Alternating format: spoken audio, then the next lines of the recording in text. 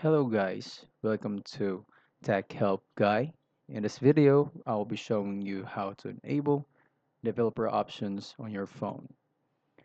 Now the first thing that you have to do is that you'll have to open your settings.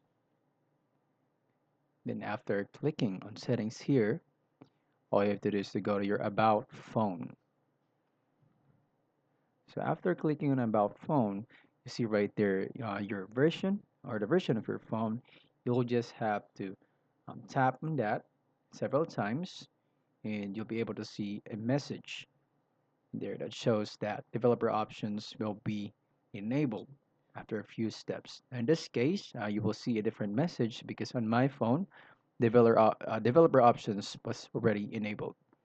After that, you'll have to go to your additional settings, click on that, and you'll be able to see right there your developer options or the tab for developer options. So you'll be able to see right here the different options that you could do for that you could see on the developer options. Guys, that is how you enable the developer options on your phone on Android. And if you like this video, make sure to hit like and subscribe.